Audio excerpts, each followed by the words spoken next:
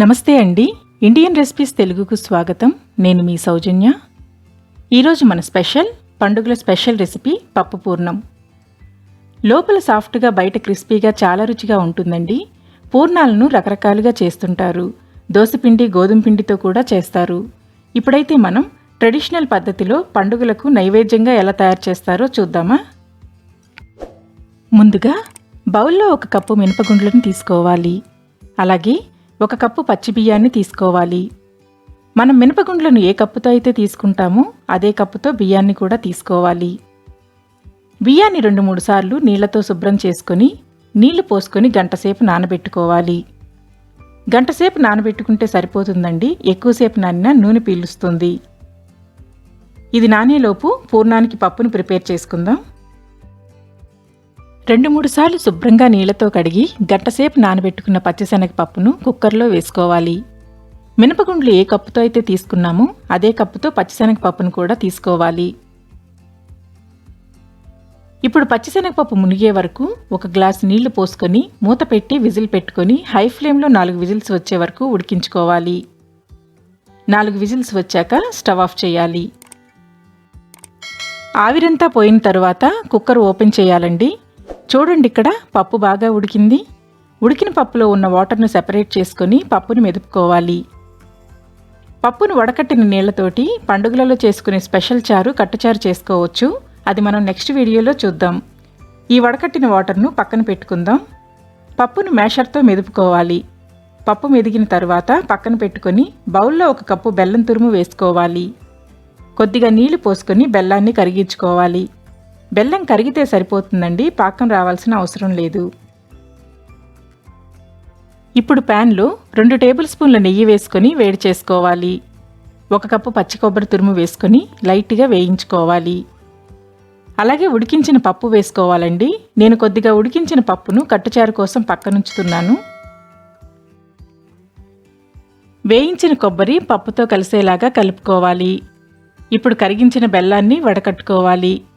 కరిగించి వడకట్టుకోవటం వలన డస్ట్ ఉంటే పోతుంది. బెల్లంలో డస్ట్ లేకపోతే డైరెక్ట్గానే వేసుకోవచ్చు. ఎక్స్ట్రా నీరంతా ఇంకిపోయి పప్పు డ్రైగా వచ్చే వరకు ఉడికించాలి. చివర్లో 2 యాలకులను దంచి పొడి చేసి వేసుకోవాలి. మంటను మీడియం టు లో ఫ్లేమ్లోకి మార్చుకుంటూ పప్పు గట్టిగా లడ్డు కన్సిస్టెన్సీకి వచ్చే వరకు ఉడికించాలి. వీడియోలో చూపించిన కన్సిస్టెన్సీకి వచ్చే వరకు ఉడికించిన తరువాత ఈ స్టేజ్లో స్టవ్ ఆఫ్ చేసుకోవాలి. ఇది ఆరేటప్పటికి ఇంకా గట్టిగా అవుతుంది. స్టవ్ ఆఫ్ చేసుకొని పప్పును పక్కనుంచుకొని చల్లారబెట్టుకోవాలి. ఇప్పుడు నానబెట్టిన పప్పు బియ్యం బాగా ఊరిందండి. ఇందులో నీళ్లు వడకట్టి మిక్సీ జార్లో వేసుకోవాలి. చాలా కొద్దిగా నీళ్లు వేసుకొని పిండిని గ్రైండ్ చేసుకోవాలి. పిండి గట్టిగా కాకుండా జారుగా కాకుండా ఫైన్గా గ్రైండ్ చేసుకోవాలి. గ్రైండ్ చేసుకున్న పప్పును బౌల్లోకి తీసుకోవాలి. నేను ఇక్కడ వేసుకున్న వాటరు మొత్తం పప్పు బియ్యానికి సరిపోయిందండి. నేను ఒక్కసారే మొత్తం పప్పును గ్రైండ్ చేసుకున్నాను. ఇందులో రుచికి సరిపడా ఉప్పు వేసుకొని కలుపుకోవాలి. నేను ఇక్కడ 1/2 టీ స్పూన్ ఉప్పు వేసుకున్నాను.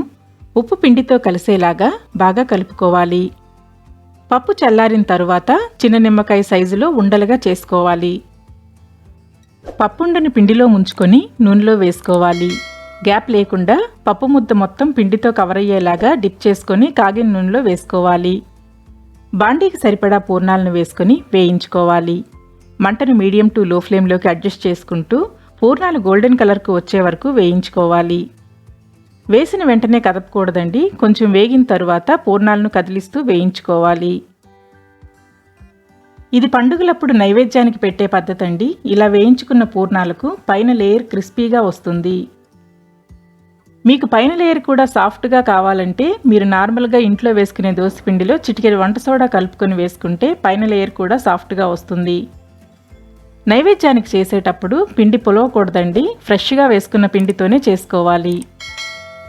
దోస బ్యాటర్ గట్టిగా ఉండాలి. పల్చగా ఉంటే కొంచెం గోధుమ పిండిని యాడ్ చేసుకోవచ్చు. దోసపిండిలో గోధుమ పిండి కలుపుకొని పూర్ణాలు చేస్తే చాలా సాఫ్ట్గా టేస్టీగా ఉంటాయండి. నేను ఇంట్లో రెగ్యులర్గా అలాగే చేస్తాను.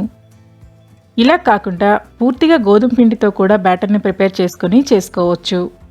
వీధుల్లో పప్పు పూర్ణాలు సేల్ చేసేవాళ్ళు గోధుమ పిండితోనే చేస్తారు. అవి కూడా చాలా టేస్టీగా ఉంటాయి. పూర్ణాలు మంచి గోల్డెన్ కలర్కు వచ్చే వరకు ఫ్రై చేసుకొని చిల్లులు గిన్నెలోకి తీసుకోవాలి. ఇలాగే మిగిలిన అన్ని పూర్ణాలను చేసుకోవాలి. ఇంతేనండి, చాలా టేస్టీగా పండుగల స్పెషల్ పప్పు పూర్ణాలు రెడీ అయ్యాయి. కొంతమంది దీన్ని పూర్ణం బూరెలు కూడా అంటారు. మరి ఈ టేస్టీ రెసిపీ నచ్చినట్లయితే ప్లీజ్ లైక్ చేసి సబ్స్క్రైబ్ చేయండి. ట్రై చేసి కామెంట్ ద్వారా మీ అభిప్రాయాన్ని తెలియచేయండి. మరిన్ని వీడియోస్ కోసం ఇండియన్ రెసిపీస్ తెలుగు ఛానల్ని చూస్తూనే ఉండండి. Thank you for watching.